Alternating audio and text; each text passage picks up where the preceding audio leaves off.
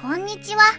今回は鬼滅の刃柱稽古編第8話への視聴者の反応をご紹介します。この動画では最新アニメの視聴者の反応や感想をご紹介しています。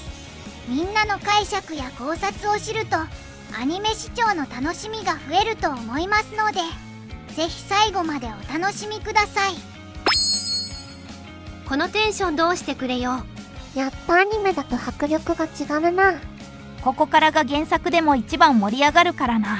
一度入ったらラスボス倒すまで出られないタイプのラストダンジョン。今日面白すぎるだろ。続き早く見せてくれ。これやばすぎる。こんなにすごいとは思ってなかった。原作者よかったな。こんなアニメに化けさせてもらって。めちゃくちゃ良いところで終わるんだな。間違いなく劇場へ続くやつやん。ここで無限城に誘われたのか。こんな能力あるならもっといろいろできるだろう。無残。泣き目に見られてた人全員没収とです。なんで関係ないやつらまで召喚するんだよ。最終決戦だからやるかやられるか。鬼殺隊を皆殺しにするため。トイレ中だったらやばいな。ちゃんと着地させてくれる泣き目優しい。やべえ、超面白いんだが。これは映画館で見せろー。どこにいるのかわからん鬼殺隊全員にこんなことできるなら最初からやっとけや。泣き目チートすぎるだろ。こっからいきなり最終決戦始まんのかよ。最終決戦始まっちまった。落下時に大ダメージ食らってそう。無限城ツアー作がやべえ。無限城が本当に無限城だ。作がバカじゃん。映画でやれよ。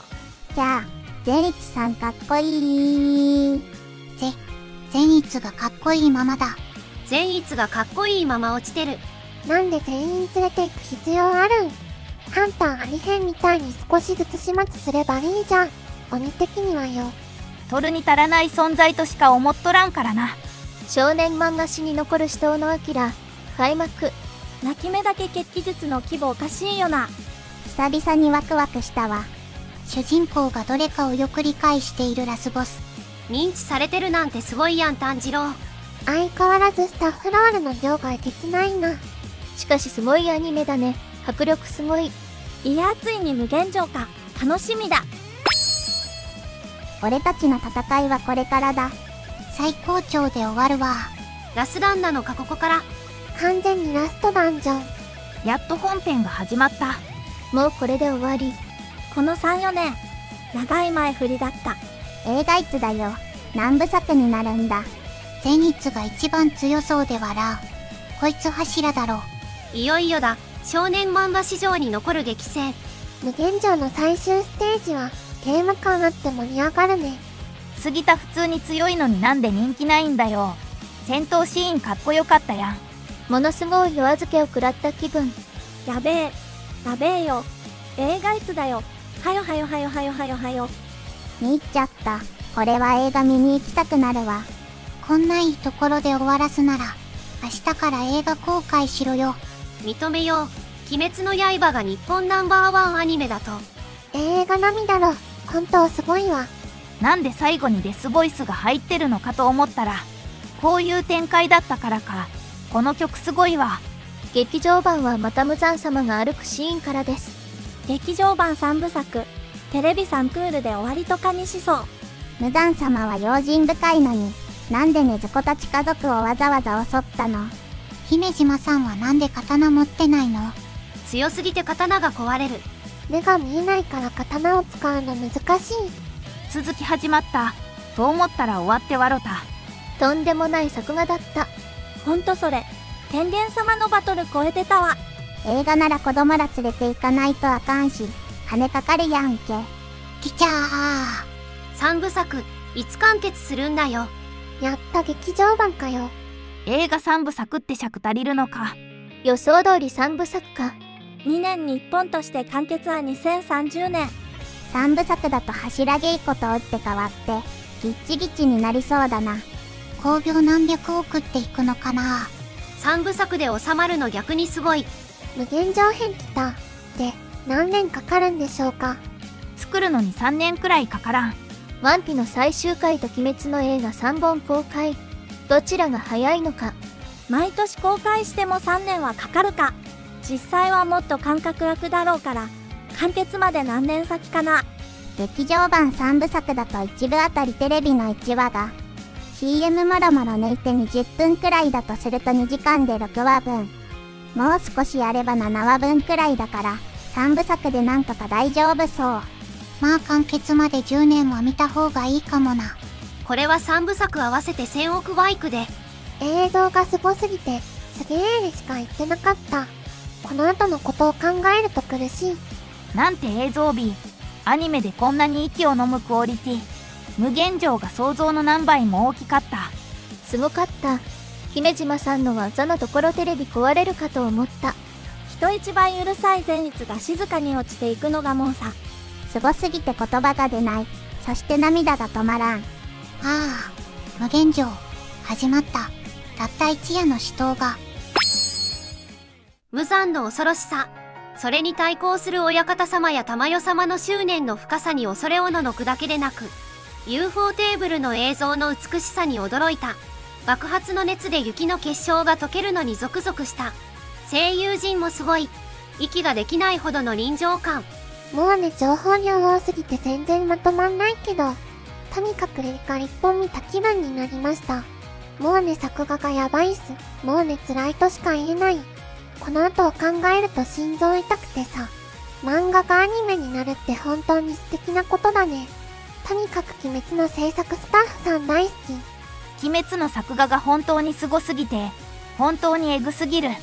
これ無料で見れていいんですか？地上波で見ていいレベルじゃない。劇場で当たり前のレベル。えげつないよ。マジで。なので無限上編劇場は、それが正解だしそれでしか正解じゃないです。お金払わせてください。この高揚感、美術のギミックも凄まじい。ただただ眼福。どのショーにも言えるのが本当すごいことなんだけど、ショーを締めるにふさわしい迫力なアニメーション。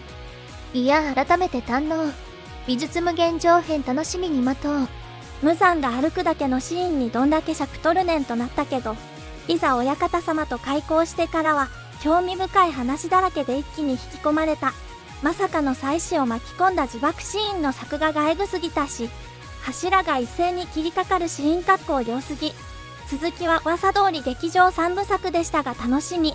本当に、親方様、産谷式加賀谷様を演じたのが森川俊之さんでよかった。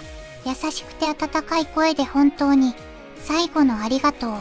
無残で、涙が止まらなかった。